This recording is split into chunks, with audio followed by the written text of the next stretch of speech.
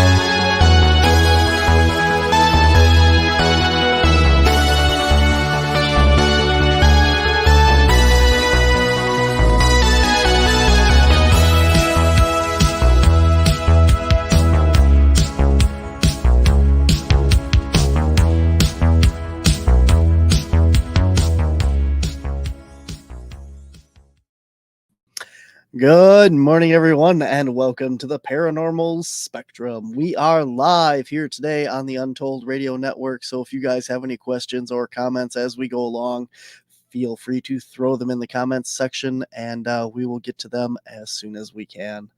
Guys, we have a big announcement here from Cryptids, Anomalies, and the Paranormal Society. We've been sitting on it for quite a few months here, and finally get to announce that we are going to be featured on My Haunted Hometown. It comes out September 6th, the series debut. It's a brand new paranormal show that will debut on T&E in Canada. It will debut in the United States. We were told on Travel Channel in the spring. We don't have a day yet for that. We don't know what episode number we're part of, but my fellow team members, Rick and Barbara's Haunted House, is going to be featured on the show, as well as the location that we do all of our paranormal public tours, Bean Snappers, is going to be part of the show. So My Haunted Hometown debuts September 6th on TNE. You can check out their website as well. Episode 2 is already live on there. Not sure why episode 2 came out before anything else, but that is live on their website, so you can go ahead and check that out. We're not in it, but Rick from my team is featured as one of the reenactor guys for one of the spooky background like reenactment things in there. So there you go. Rick's in that episode, but we have two really cool places that we're part of on that. So go check that out. All right, guys, if you want to meet us in person, we are going to be at Bell City Paracon this November 2nd in Summers, Wisconsin. A lot of awesome other guys. Some of our past guests on the show are going to be there as well. Larry Eisler is going to be there, and some really cool people. Then we are headed down to Lexington, Kentucky in November for Cryptid Con. And we're going to be in Fond du Lac, Wisconsin at Solon Synergies, Metapara Pro Promotions, Psychic and Wellness Fair, November 30th. And I'm going to be at a bunch of libraries in October and November all over Wisconsin. You can head on over to wisconsincaps.com, click on the public events page, and you can get all of those and you'll know where we're going to be. So there you go. Public events page. Check it out. If you want to show your support for all things here on the Untold Radio Network, here's how. Hey, Untold Radio Network fans. Want exclusive perks and to support our channel? Introducing our YouTube membership program with 3 amazing levels. Get loyalty badges that level up to different cryptids the longer you're a supporter. How cool is that? You'll also get access to custom Bigfoot emojis and priority in chat. Upgrade to Backstage Pass for exclusive wallpapers, photos, status updates, discounted books, and merchandise. Go all in with the producer level for everything mentioned plus member shoutouts. Ready for an enhanced experience? Join now, pick your membership level, and let's make this journey even more exciting together.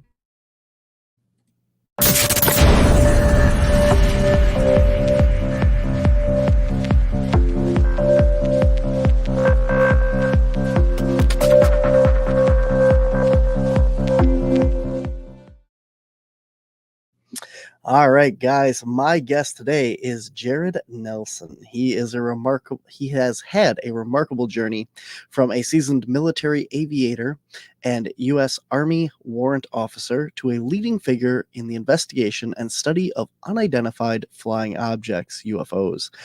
He underscores a life of dedicated to explore the frontiers of the unknown, the known and the unknown. There we go.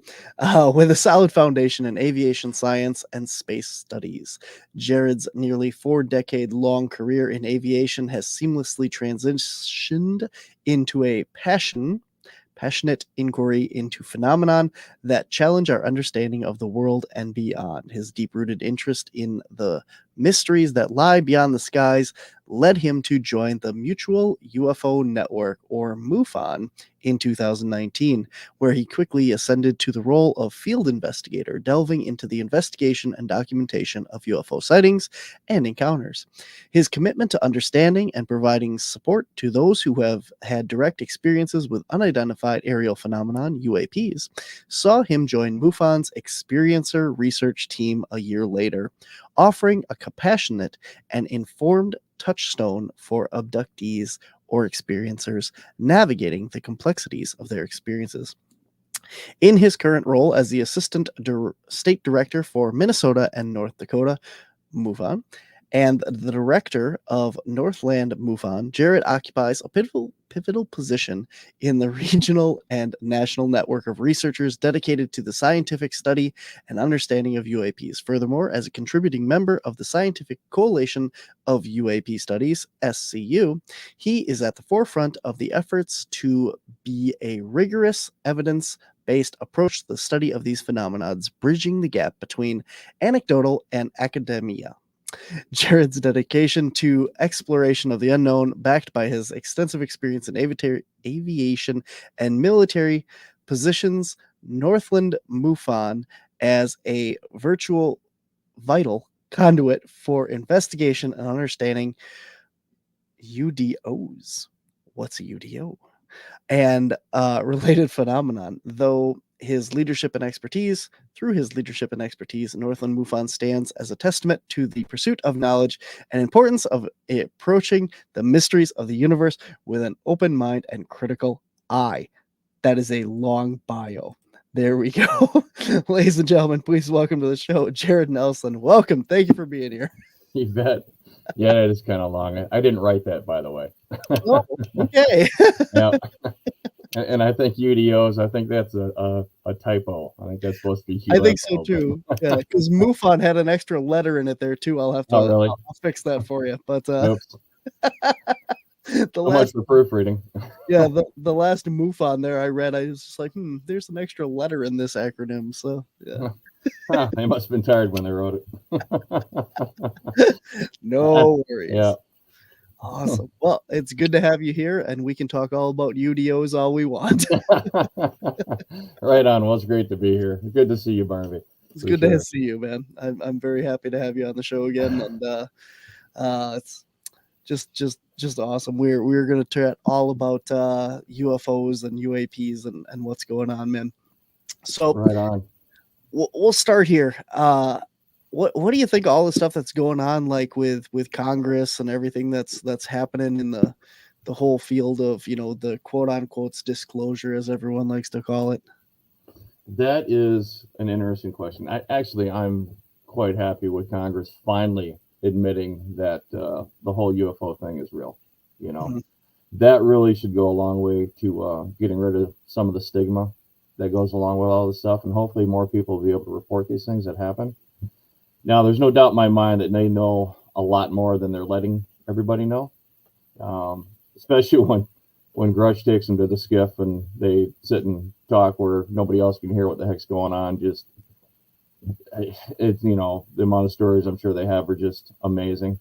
People have known this stuff for a long time, absolutely a long time. A friend of mine, I call him a friend of mine. He's a really good guy, Charles Hall. We may have talked to him the last time you and I talked. He was a weather observer back in the 60s in the Air Force, stationed down in Nellis Air Force Base. Mhm. Did some temporary duty up at Indian Springs, which is now Creech Air Force Base.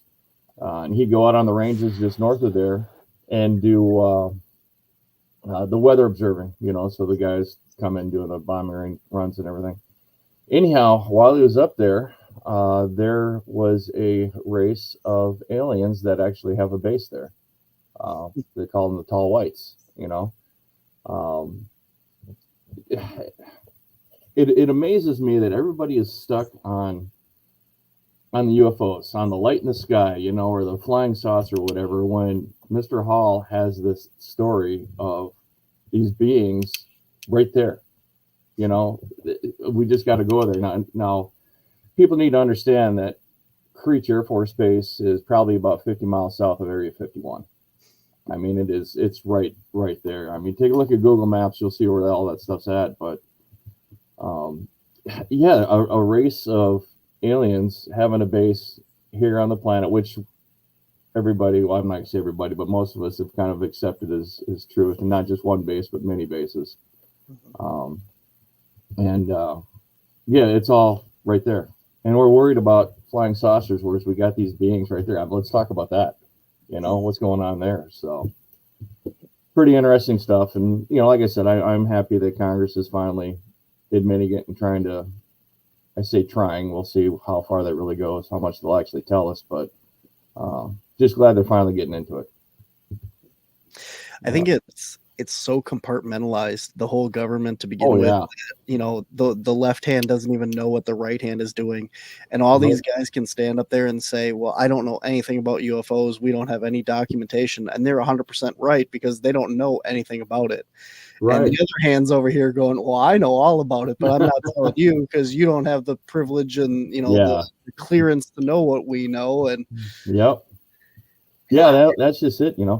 Charles was told that he could talk about it all he wanted, but he couldn't bring anybody out there. He couldn't take pictures, couldn't do anything. But yeah, you're right. One hand doesn't know what the other hand's doing. So yeah, when they say, I don't know anything about that, well, they're kind of telling the truth because they only know that much, So frustrating. Yeah, and go ahead and talk about it all you want, because who's going to believe you? Yeah, exactly. Yeah, Tell the world all about that alien base, because yep, sure it is. Yeah, right. Yeah, right there. Got it. Okay. Yeah, actually, if you look on Google Earth and zoom in that area, you'll find little spots where, I'm not going to say they're ships or anything, but white spots, like there is something down there, kind of scattered throughout the desert, and a few other things that are kind of strange in that area right there. So get a chance, go check that out. Interesting. Yep. Yeah, I'm surprised it's not, like a lot of the military bases or, some of the more classified stuff just show up as black squares on Google Earth and, Google Maps and stuff like that. Well, they're just getting better at airbrushing everything up. Yeah. You know, Hmm. I'm sure a lot of that stuff is there on the satellite pictures. But like I said, they scrub it beforehand. They kind of know the areas they need to look at, get rid of stuff. So, which really surprised me why Area 51 was actually on there. Because for the longest time they denied it was even there, but you take a look at the satellite pictures and there it is. So I mean, what the heck? So anyhow, It's like putting it right in front of everyone's face, again, who's going to believe you, Yeah. Oh yeah, there it is. Look. Hey, don't believe your lying eyes. Yep, absolutely. Yeah.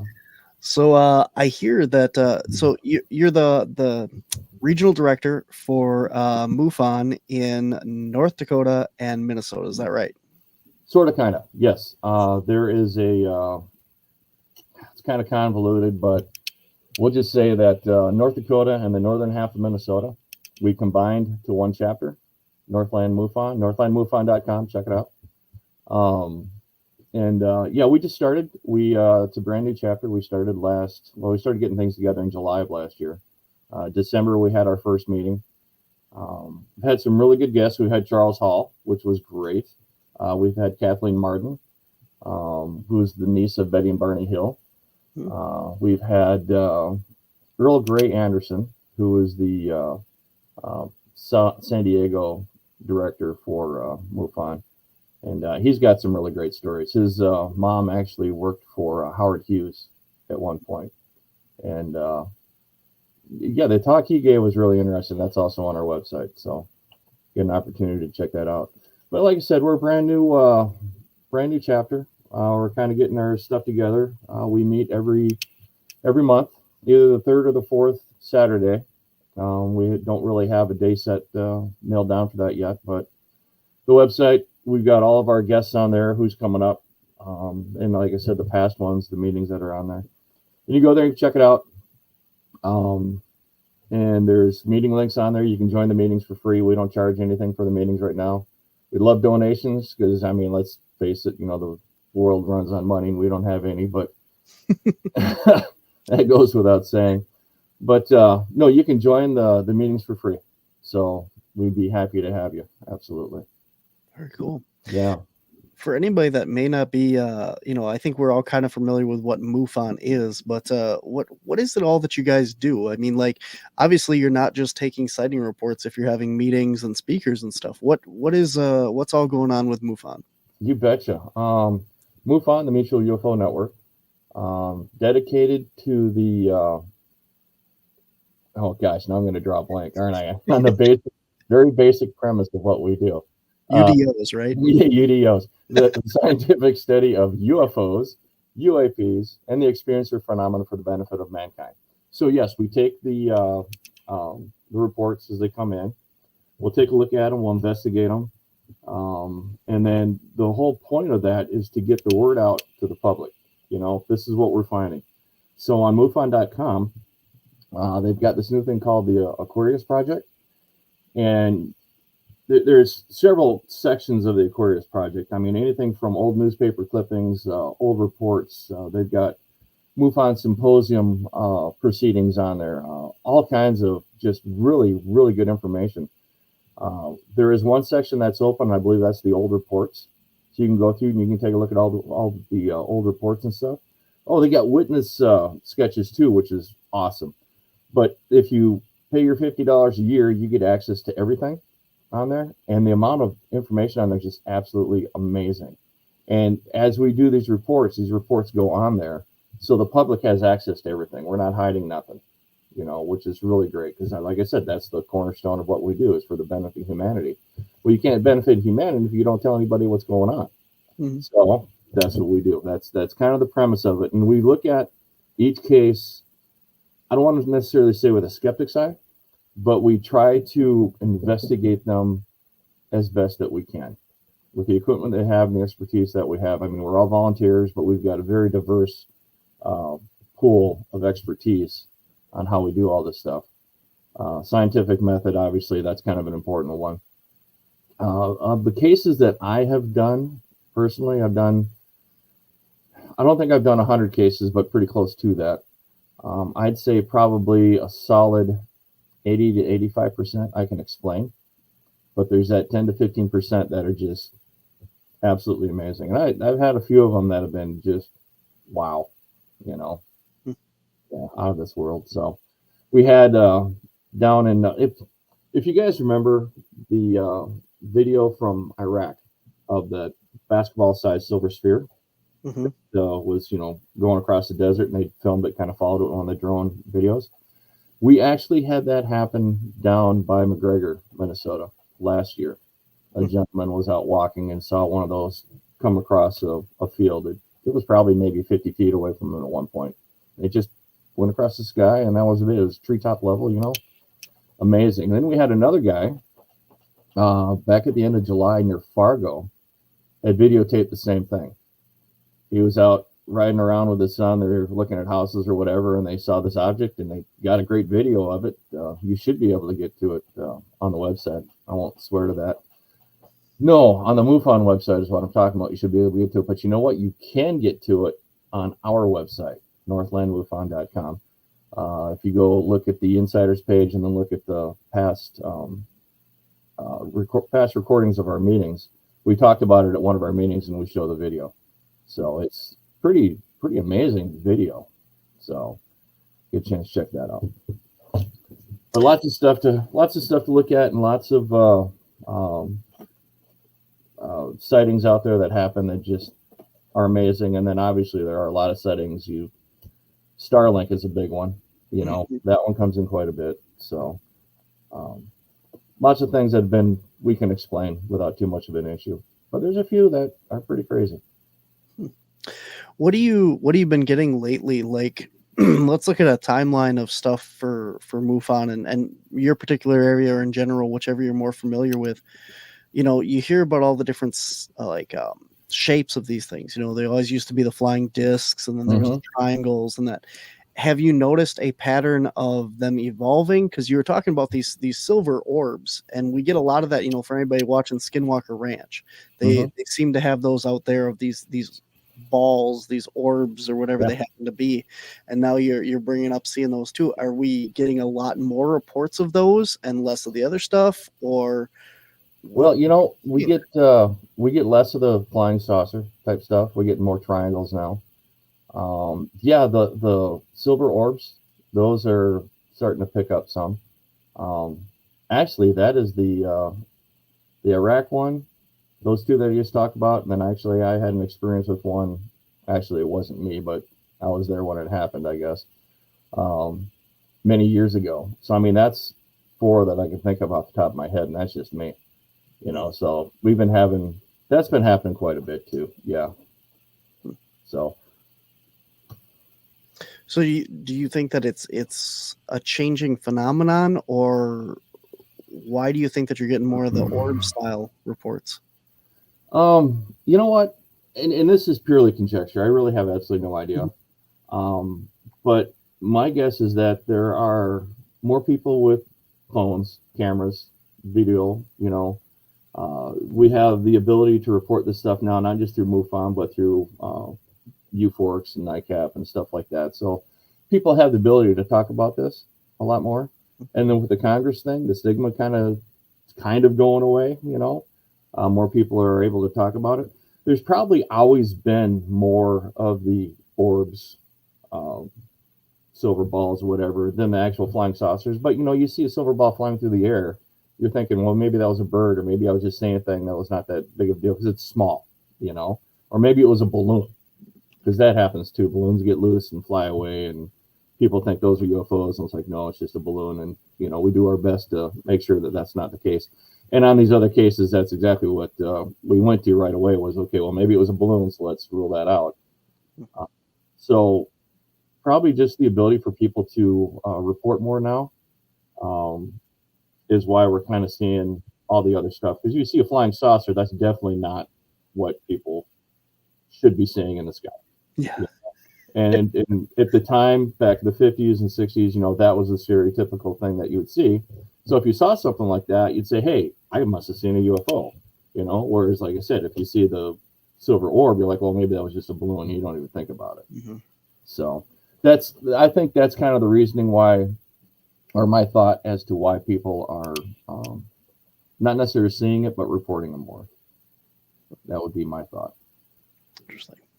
Now I know we were just at a convention a little while ago together, and we had an opportunity to talk and stuff. And Yeah. when you're out at these conventions and stuff lately, do you find that actually more people are actually familiar with what's going on in Congress and everything, or is this, you know, because you don't really hear a lot about it on the news or the general media and stuff unless you're, you know, like we are and follow these topics. Yeah.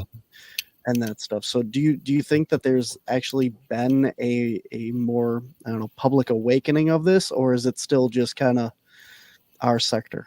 Well, there has been, not as much as you and I would like, you know, because I mean, who cares about the government? I don't want to deal with that, you know. I mean, honestly. So, in our circles, yes, you know, obviously we see it, but the general public, not so much. Somewhat, but not as much as it should be. Hopefully it'll catch on. I mean, because you've seen it within the last 2 years or whatever since Grush and those guys were talking. We haven't heard anything more about it. You know, it's kind of been brushed out under the rug. I mean, obviously there's a lot of other things going on in the world that are quite more important, but, you know, you just really don't see much of it. Kind of a fancy, you know, come and go type of thing. So, unfortunately, I wish more people knew about it, but not yet. I see Lou Elizondo has a new book out. Have you got a chance to look at that? No. Which book is this? Yep. Lou Elizondo has a book out. Okay. I really should know the title of it, you know, that I bring it up. It was just off the top of my head. I'm like, it came out and very recently, like within the last month. And it's about like, it's supposed to have stuff in there that is important. Okay. Like the people that have read it that I've heard from and stuff have said it's not groundbreaking, nothing that, you know, we didn't know or anything, but it's stuff that is now confirmed or and information like that, because it actually went through you know, the government and they had to clear the release of it and stuff. So I haven't got a chance to read it yet, and I honestly couldn't tell you the name, but I was okay. Well, I wrote that down, so I'll have to check it out. There you go. Yeah, just What's it called? It's called Lou Elizondo's new book. That's the name. That's right. Yep. If you type it in, you're gonna find all kinds of stuff. Yeah. So, there you go. Awesome. Yeah. All right. Well, we are going to take a really quick break here for station identification. And if you guys have any questions or comments for Jerred, get them in the comments section. We're talking all about MUFON and UFOs over in Minnesota, North Dakota, and you know, pretty much wherever you want. So we'll be right back. Show your support for the Untold Radio Network family of shows and join in on the conversation by using super stickers and super chats on YouTube. Got a question you want answered? Ask it live via a super chat and get real-time responses from our show's knowledgeable hosts and guests. Help keep the Untold Radio Network shows running strong. We need your support. Send your super chats and stickers now. Lee has been very active in the comments section over here. So she would like to know, are you more of a Skulder or a Molder or a Scully in your style? That's a really good question. Kind of a combination of both. You get right down to it. I try to be more of a Scully for sure. I mean, because you can't just, you know, see these things and say, yep, that was a UFO without a doubt. You've got to really dig into it and you've got to really check it out, because there's a lot of things that could fool you. The whole balloon thing, that could definitely fool you, because you see a lot of videos online of this UFOs and they're changing shapes and flying around. It's like, well, yeah, that's kind of what balloons do when they move around, you know? So you got to be real careful with it. Same thing with the Starlink. A lot of people are convinced it's a big old cigar shaped UFO, and it looks like that when they first launched, but it's not. It's just Starlink. So you really kind of got to dig into it, and you can't just take everything at face value. So Scully for sure. Lee also would like to know if your area includes Wisconsin. We sure would love to include Wisconsin. Wisconsin doesn't really have an active chapter right now. Hopefully we can change that in the near future. But you're always welcome to join our chapter. And if you got questions about Wisconsin, we can definitely dig into that and find stuff on there. So Lee, northlandmufon.com, check it out. Awesome. And we got this one here from Carl. The government knows what these things are, but they have no control over them. They can just keep records. I know what I'm saying. Yeah, you're probably right. You know, they have very limited control. And I say that only as they think they have control, and you're absolutely right. They don't. These things have been around for thousands, if not millions of years. And, you know, there goes the other one. It's like, well, you know, everyone's afraid of them coming down and invading the earth and taking over. Well, if they want to do that, they could have done that millennia ago, you know, so that's not going to happen. At least I'm convinced that's not going to happen. But the government definitely will take Charles Hall too, like I was talking about, down in Indian Springs or Cree Air Force Base, just north of there. They got the tall whites up there. Well, the American generals are working with them. So yeah, the government definitely knows. It would be nice if they actually told us what was really happening, but that's not going to happen for a while. So Carl, you're absolutely right. 100%. So on what side of the fence do you fall on the whole extraterrestrial versus interdimensional? Or is it both, obviously? That's that's the $1 million question. No, both. I think there's this phenomena is a lot more widespread than people think. A lot more diverse than people think. I mean, there's so much out there that we don't know and haven't got a clue. You know, you got the flesh and blood people that are coming back and forth. How they do it, I don't know. Wormholes, maybe. They have their ways of propulsion. There was a book that came out, NW24T, called which stands for Norwegians with 24 Teeth. Again, that's another Charles Hall. I love the man. That's another Charles Hall book, and he talks about another race of beings that came down here, and they don't have their ships. It's just the way that they did it. They can travel 4 or 5 light years in a couple of months, but it's just kind of a straight line distance type thing, which is I don't quite understand how that works, but that's his book to figure out. But yeah, I mean, overall, it's everything. The flesh and blood, the interdimensional, the transdimensional, the extra dimensional, the whole 9 yards. It's just consciousness too, back and forth. Or they might not even be here, but they're still able to communicate with you, or however that works. So yeah, it's in my mind, it's everything. Interesting. Yep. Very cool. Well, you said that you had some cases that were recent cases that you guys have been working on to share. What do you got for us? Yeah, well, we've had, like I said, the silver balls down in McGregor, and the one over in Fargo. The one in Fargo we're still working on. We haven't quite rolled out the balloon theory yet, but we're getting there, getting pretty close to it. We had a really interesting one came in probably about 5 years ago now. It happened up here in northern Minnesota by Grand Rapids. A gentleman was driving to work one morning, and he drove by a house, and lo and behold, there was a UFO sitting over by the house. How he could see it or why he could see it, I have no idea. But so he actually kind of walked up to this thing. He's probably about 25, 30 feet away from it. And he sat there and talked to him, was actually yelling at him. It's like, you guys come here, you're doing all this stuff to everybody, why you're not helping us, what the heck? And I mean, he was going off on him. It was actually kind of funny.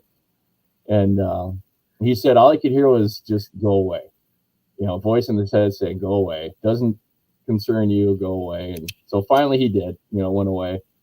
And I guess he was driving down the road not long after that, and he got hit in the back of the head with something. It was just like a puff of air or whatever, but I mean, it really, really nailed him good. He had to stop and pull over, and that light was taken off. And, so it was just them coming by and saying, yeah, we're in charge. Don't forget about it, So, I mean, I don't know how you investigate that, because it's really more of a story than anything else. However, he did say that it landed. So we're getting a team together. We're going to go out and check out the area.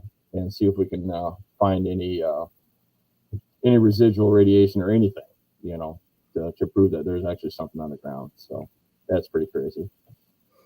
We had, it's not one of the cases, but our last guest that came in, Ken Thompson, he had an amazing story, actually a terrifying story. Him and his family were in their living room. This was, I don't remember, several years ago. And the next thing they know, they were taken, and they're actually caged up. And they said that they were like this for about 6 months. At least they thought it was 6 months, felt like 6 months. But then these creatures brought them back, and it was like they'd never left, you know. But Ken actually had 6 months worth of beard growth when they came back. So in our thought process or our timeline or however you want it, our reality, they're gone for maybe just a couple of seconds. But within those couple of seconds, this guy grew 6 months worth of beard. It's great. Check that out. That's his stories. I don't even want to get into it. It was actually pretty crazy for sure. Kind of scary, terrifying, you right down to it. So he talks about it. You can listen to him on that one. So you said he was an actual like MUFON investigator originally, or no? No. He's just a witness. He's not affiliated with MUFON at all. Yeah, I was gonna say, have you had any like Hitchhiker Effect stuff going on where, you know, have you or heard of any MUFON researchers having like things happen because you're looking into it? Well, yeah. Actually, I have not personally. I haven't experienced anything like that. Earl Anderson, who was one of our guests before, great guy. He had an experience like that. He, I don't remember exactly how he had it set up, but he was asking for, you know, show me proof, show me this, show me something like that. And yeah, well, about 2 weeks later, he got the proof that he didn't want. You know, he's laying in bed and this portal opens and these guys step out, and yeah, it's so his thought process, if you poke the bear, it's going to poke back. So just be careful with that. I actually, not really the Hitchhiker Effect, but kind of the same thing with that. Before the MUFON Symposium was in July down in Dallas. Great symposium, really enjoyed it. So for about 2 or 3 weeks before we went down there, each night I try to meditate, and I would put out in the universe, ask, you know, hey, I would really love to have a sit-down conversation with an extraterrestrial, a conscious, you know, conversation. I want to talk about culture, your planet, architecture, blah, blah, blah, the whole 9 yards, back and forth, you know. And went down to the symposium, and while I was down there, I actually met somebody that had experienced quite a bit of that, and we were able to sit down and talk. So it wasn't exactly what I wanted, but I still kind of got the info that I wanted. The person seemed very sincere, very quiet about the whole thing, wasn't looking for fame or fortune or trying to get word out or nothing, you know. It was just kind of a matter-of-fact type thing. So it was really interesting. So not necessarily a hitchhiker type deal, but again, you poke the bear, it's going to poke back. Mm-hmm. So this is kind of off the wall question here, but do you think that there's anyone in MUFON, like any of the researchers or part of the organization, that actually is an extraterrestrial? I have absolutely no idea. If they are, they're keeping it a pretty darn good secret. You know, that is so hard to say, because they are walking amongst us. You know, there are several races that look just like we do, you know, act like we do, the whole 9 yards. It's possible, but I have no idea. You know, like I said, they keep good at, they're really good at keeping it quiet and keeping hidden, you know, as far as that goes. But that'd be kind of neat, though. You know, I mean, you know, they'd be able to investigate their own stuff, you know, or maybe they're like, keep an eye on you. Yeah, keeping an eye on us, but maybe they're also keeping an eye on the other ones that are coming down too. Yeah. You know? So I don't know, maybe. Do you have any idea how many different we'll call them species that have been reported, like just even in your area? Like what are people seeing? Well, geez. In our area, it's just kind of the basics. I say the basics like the grays, you know, because they're everywhere. As far as species that have been reported, 100 plus maybe different types. But then that could also be, you know, the whole thing where, you know, you get 3 people that see something, and all 3 of them are going to describe something different. Mm-hmm. You know, so that could be kind of part of it too. There's a couple of books out, Species Almanac, and a few others that talk about the different type of species and stuff that are really good. But just up here in our area, really just the grays, and if you want to put Sasquatch in there, but some people do, some people don't, and that's okay. I was getting there. Yeah. Yeah, you're getting there. We talked about that. Yeah, but no, that's kind of really about it up here. Mostly, we haven't gotten a whole lot of reports of ET contact here in this area yet. So we'll kind of see what the future brings with that. So mostly just like sightings of like craft and stuff like that. Yeah, that's kind of the big thing. Is just the craft sightings, and like I said, most of them have been kind of explained anyhow. I'm kind of looking at a few of them right here. I did have one. It was a UFO, flying saucer type of deal, but this happened back in '66. This person was walking home from a friend's house. This happened down in the cities, but you know, again, this was 50, 60 years ago. So the 60s, or the cities, and the cities being Minneapolis, St. Paul, back 50, 60 years ago was a lot more sparse than it is now. But anyhow, this person was walking home, and they just kind of stopped because something was off. But up to their left was your typical flying saucer. You know, it's about 50, 60 feet wide. You know, they couldn't see how tall it was, or, you know, how thick it was, because they're kind of underneath it, sort of. And this person looked around, and no one was there, because they're, you know, wanted to get someone's attention to say, hey, you know, am I being crazy? I mean, does anybody else see this thing? So they continued to walk home. You know, they were thinking to themselves, like, well, I don't want to show them that I'm afraid. You know, I'm just going to keep walking. Well, they got to a major intersection, and that's when they were like, nah, I'm out. And they took off and bolted for their house. When they walked into the house, grabbed the attention of the mom, brought the mom outside. The mom saw it and told this person, says, you know, I don't know what that is, and we're never going to talk about it again. And that was the end of it. This person's like, you know, stone cold sober. That's exactly what happened. And I don't know what else to tell you. So it was pretty crazy. Yeah. Interesting. Carl, And that was in the cities too. yeah. You know? So I don't know. Carl would like to know if you've heard anything about the three-toed reptilians in Louisiana, or anything by you, or anything about the three-toed reptilians. I have not. However, it is kind of interesting, the whole three-toed thing, because even with the Bigfoot deal, you've seen that too, where you got some with 5, some with 4. I don't know if you've ever seen anyone with 3, but I think I've watched something that had a footprint that had 3 toes. Mm-hmm. You know, that would not surprise me at all if there was a 3-toed reptilian down in that general area. I mean, let's face it, reptiles like the heat, you know, and I have no doubt that there are reptilians on the planet. In fact, there's another person, Terry Lynn, who is our director of membership for MUFON. She did a presentation for Minnesota MUFON, which you can also see from our website, or you can just go to Minnesota MUFON on YouTube.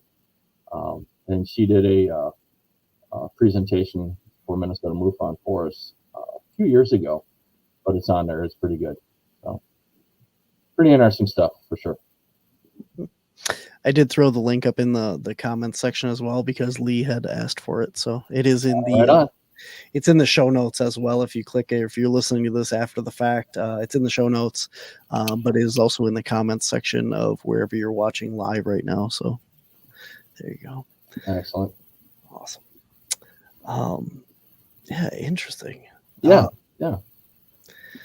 So yeah, the whole three-toed thing kind of is weird. I can't remember. There's one of the named Bigfoot supposedly has three toes, and what I mean is like like the uh like the big muddy monster or whatever Oh the yeah, regional guys. I can't think of which one it is, but one of them has three toes, yeah, I remember that. Yeah, three-toed footprints supposedly. And yeah, I don't know. It's kind of like probably not a Bigfoot. That's why I don't really know off the top of my head, but right. something's leaving these tracks in that. Like, correct me if I'm wrong. Like, what about the Greys? What are their feet supposed to look like? Don't they have like weird toes or something? Boy, wow. The last time you saw them at your house, I didn't get to the feet last time I Yeah. saw them. Okay. Okay. Yeah, I think we talked about that one. Actually, on one of our other podcasts, you and I did talk about that because I did see one. I didn't get down to the feet. I was checking it out, but I didn't get to the feet. I don't think so. I think they're 3 and 4 foot because I know their fingers. They've talked about. I've heard about that. A lot of them have 5. Some of them have 4. I'm assuming the feet are probably the same. 5 fingers, 4 fingers, 3 fingers. I have no idea. That I don't know anything about. So couldn't tell you. Interesting. Yeah. Yeah, that's kind of weird. Most people think that all these things have to be humanoid, anthropomorphized. And you watch like the old Star Trek and stuff, and there's this episode with this like intelligent blobs, and like jellies and oozes and the tar pit and stuff like that. And Mm-hmm. We have such a conceited way of looking at life that if it doesn't conform to what we think of as life forms, we don't consider that That's aliens true. or anything or whatever. Yeah. I mean, look in the ocean. The whales, the dolphins, the sharks. They're all not stupid. The octopus. I mean, one of the smartest creatures on the planet. The things that they can do. It's just absolutely amazing. In fact, funny that you brought that up. Linda Moulton Howe in one of her shows last year, I think it was, she talked about TRAPPIST, the TRAPPIST system, TRAPPIST-1. And there's a series of 5 planets, I think, 4 or 5, maybe 6 planets in that system that potentially have life. And she was talking to a remote viewer from New York, and I don't remember the guy's name anymore, but check her stuff out. She's got some really good stuff, earthfiles.com. Anyhow, she was talking about this remote viewer was checking out the system, and like on the 3rd or 4th planet, it was mostly water, and the beings there were aquatic beings and very intelligent. So I don't know what kind of technology they would have, but they were very intelligent beings. So that's kind of an interesting way of kind of segueing that in there, I guess. Because you're right, because that's all we always think of is just anthropomorphic, 2 legs, 2 arms, head, fingers. It's like, well, that's not always the case. There's a lot of intelligence out there that doesn't look like us. And, we kind of need to understand that. So there's a whole theory and stuff about Atlantis being an underwater UFO base or something, and mermaids and things like that. We don't it's possible that this stuff could exist, and it's just you can't find it because they go home. Yeah. You're absolutely right. And the whole Atlantis thing. Sarah Breskman Cosme wrote a couple of books, A Hypnotist's Journey to Atlantis. Amazing book. She's a hypnotherapist. Does the QHHT thing. Was taught by Dolores Cannon. Anyhow, she was doing some hypnotherapy with a bunch of people, and she would notice that every once in a while, people would bring up these stories about Atlantis, and none of these people knew each other, but they would bring up the same stories or they bring up corroborating information. It was just absolutely amazing, But then we talked about mermaids and stuff, right?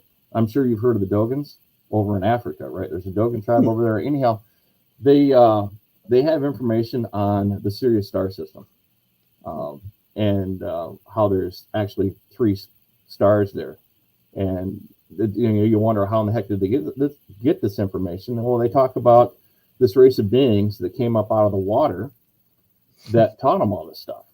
Now, right now, they live inland quite a ways. I mean, there's reasons for that. But at the time when all this happened, they were living on the coast of Nigeria, you know, and it's just, their story is just absolutely amazing. You know, how do they know all this stuff about the Sirius star system that we modern people had no idea until just recently? You know, it was the mid 1800s when we figured out, well, there was actually another star to it. And it was just recently, within the last 20 or 30 years, that we figured out actually there's a third star. You know, it's just in the Dogans, they already knew all this. You know, it's just amazing, absolutely amazing. Yeah, we could talk forever on all the, you know, the ancient megaliths and all the pyramids and all that stuff all over the world, and the star charts that are built into that, and how they out, and just amazing stuff that, you know, how old that stuff has got to be, and then to know all this stuff, and it just boggles your mind. Yeah. Well, you look at the Sphinx, and Scotch, I think his name was. I'm saying that absolutely wrong. I'm really butchering his name. He's a geologist. Anyhow, he studied all this stuff, and the you know, right now the thought process is that the Sphinx is like 4,000 years old, built when the pyramids were built, right? Well, when he's looking at all the erosion and doing all this tests and digging into this, the patterns of erosion on the Sphinx indicate that thing is a minimum of 10,000 years old, if not older, you know.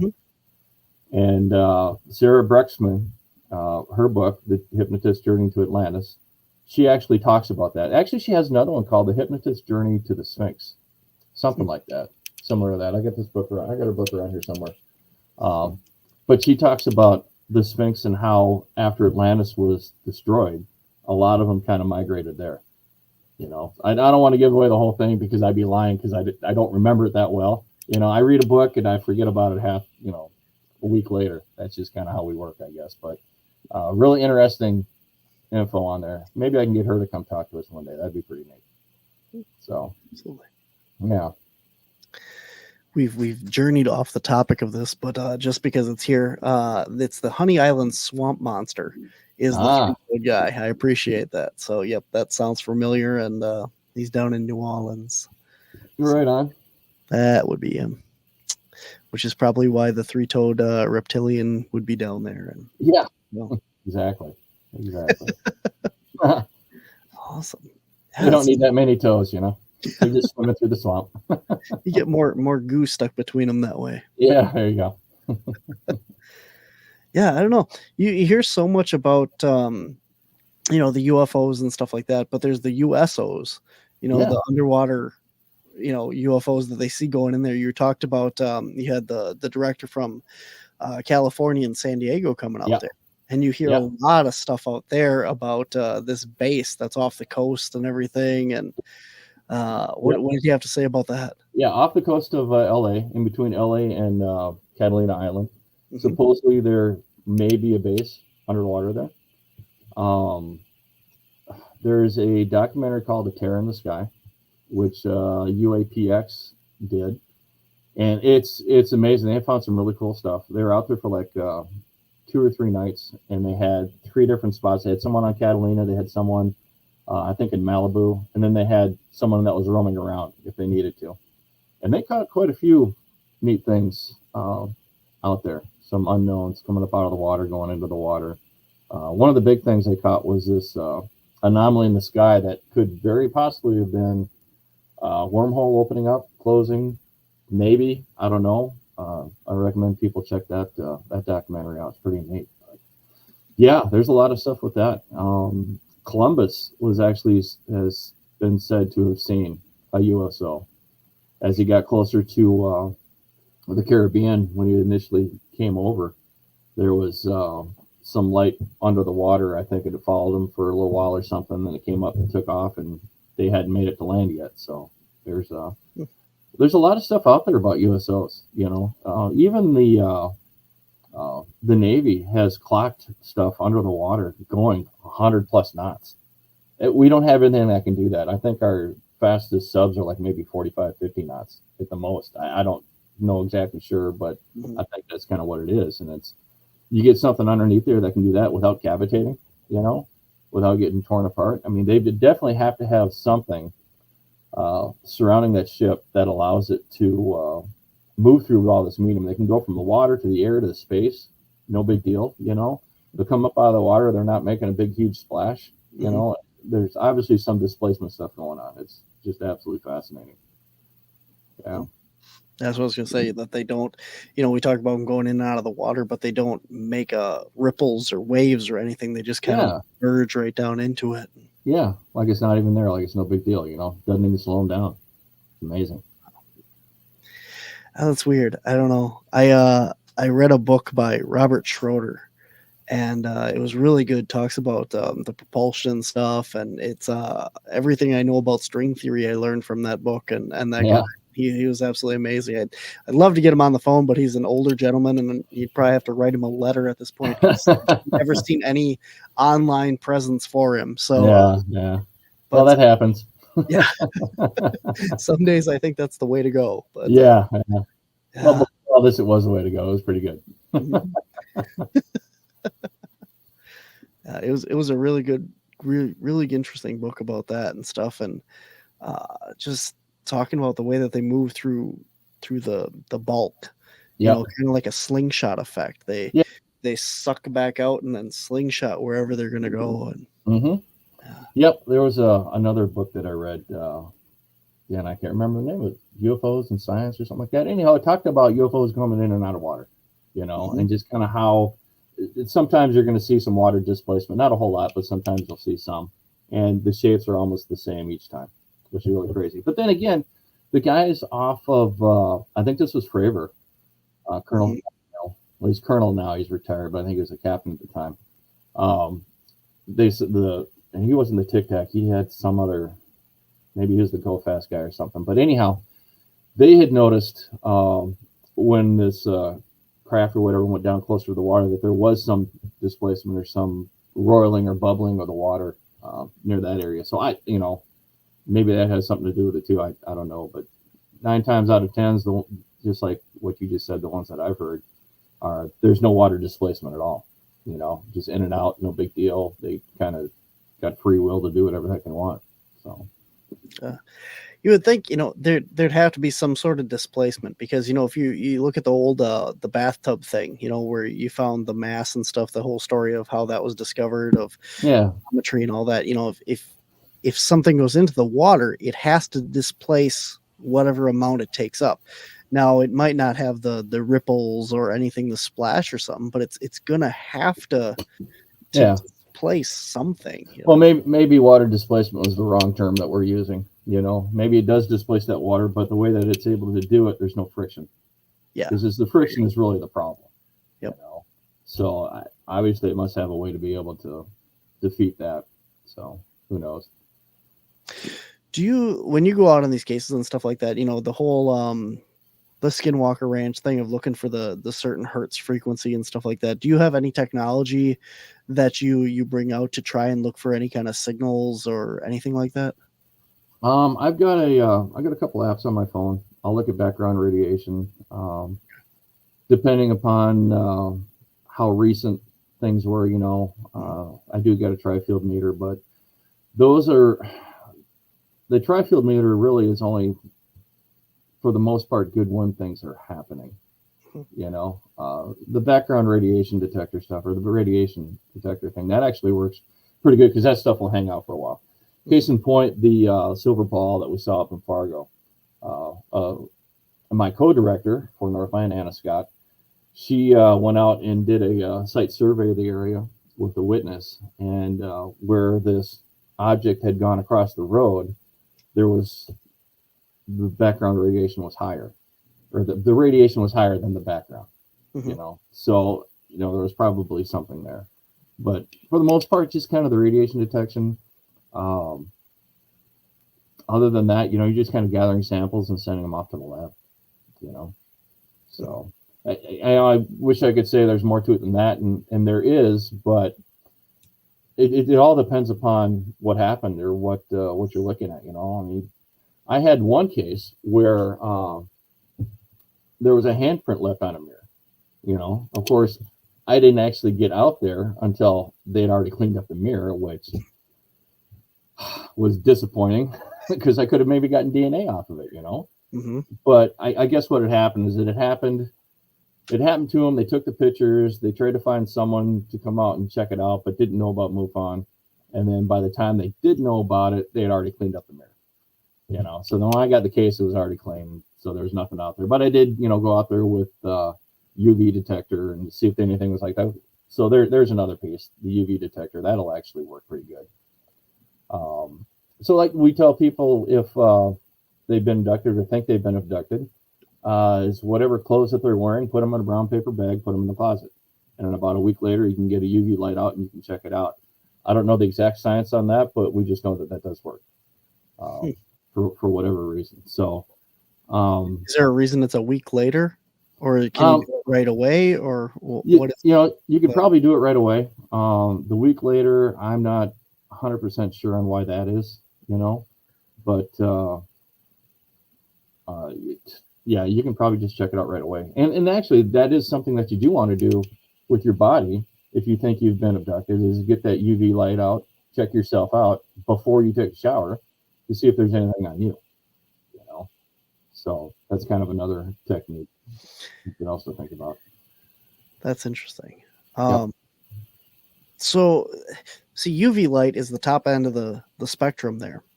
And once you go past UV in the visual light spectrum, you get up into the radioactive stuff like that, right?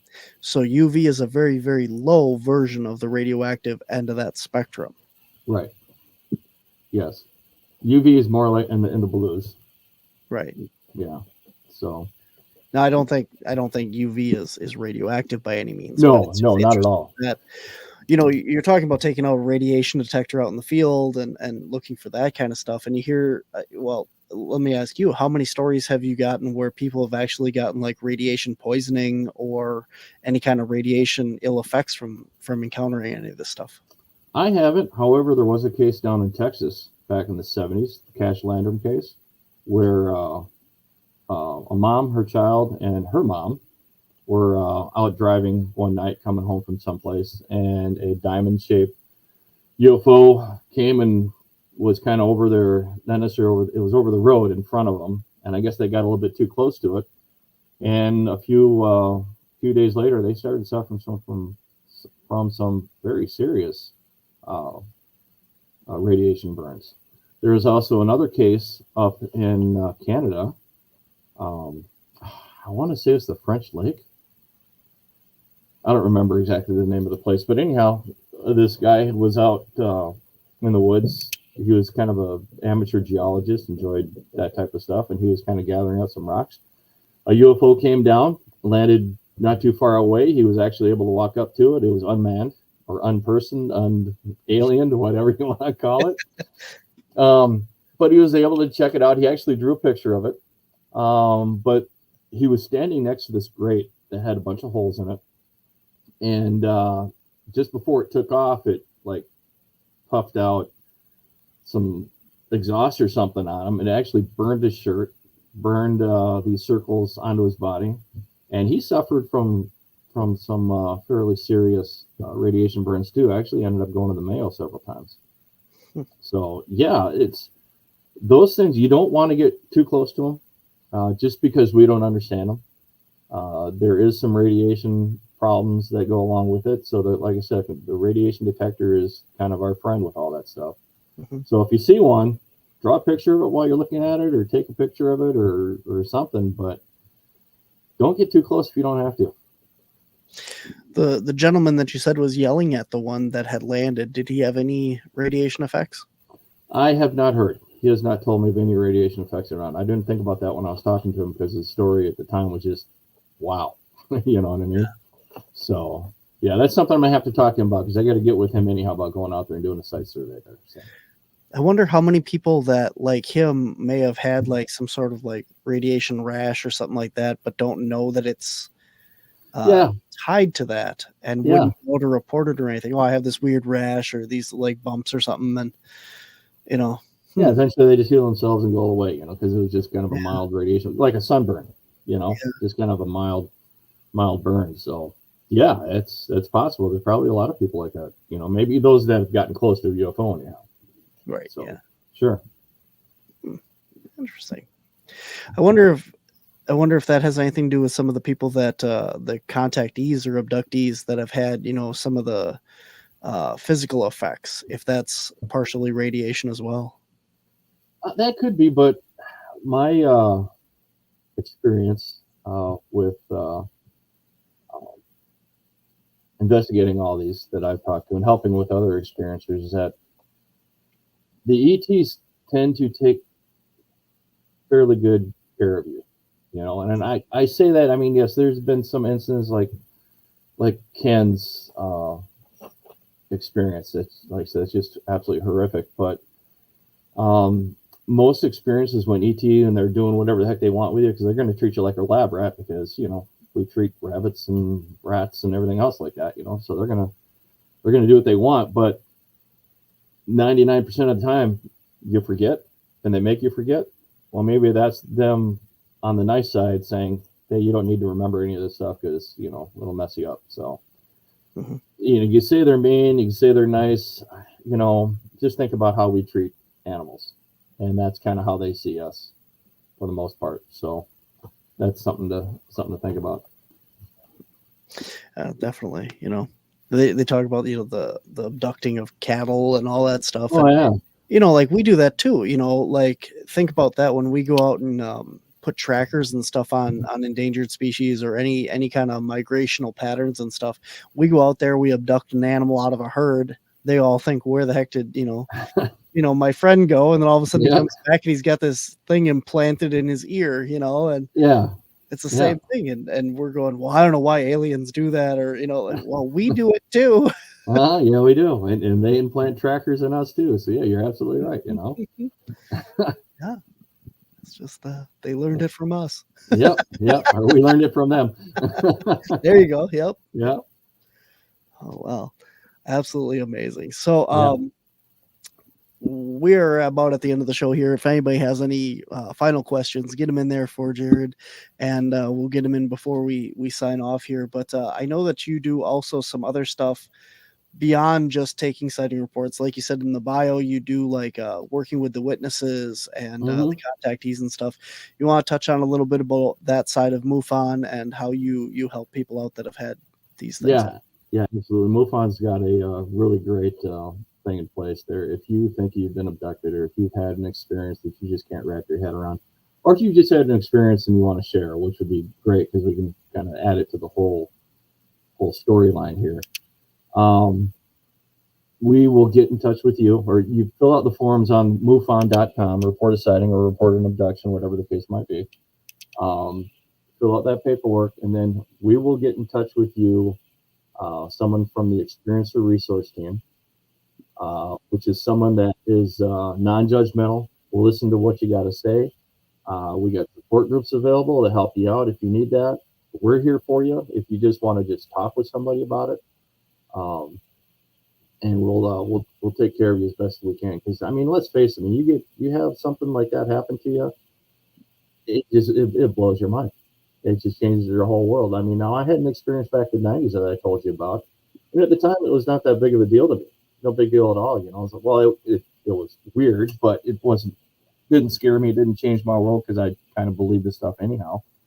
But then I had another experience about 6 months ago with some missing time that just absolutely blows my mind. It's just 1 minute it's this time, and the next minute it's an hour later. It's like, what happened? So we're there. We understand. Reach out for help, or reach out just to talk to somebody, because it's nice to be able to talk to somebody that's experienced something similar, because when these things happen to you, you feel isolated, like nobody else could have gone through this. This is crazy. You're not alone. You're not alone. Please reach out. Yeah. We've talked about that before on the show too. The worst thing that can happen is when you have one of these paradigm shifting experiences, no matter what it be, aliens, paranormal, cryptid related, whatever it happens to be. And then you turn to your family, your friends and stuff that have been there to, help you and support you through everything. But, and then all of a sudden they're ridiculing you and laughing at you in the most, upsetting time about the most upsetting experiences that you've had. And now on top of all this, it just makes it even worse that the people don't believe you. Well, these people, there are people that will believe you and take care of you and talk to you about this. So. Yep, absolutely. You're right. Some of these things you just can't talk to your family about because they just, like the case with that person that saw UFO back in the 66. They ran in, told their mom, and mom's like, yeah, we're not talking about this. Mm-hmm. I go, wait a minute, I want to talk about this. No, we're not talking about it.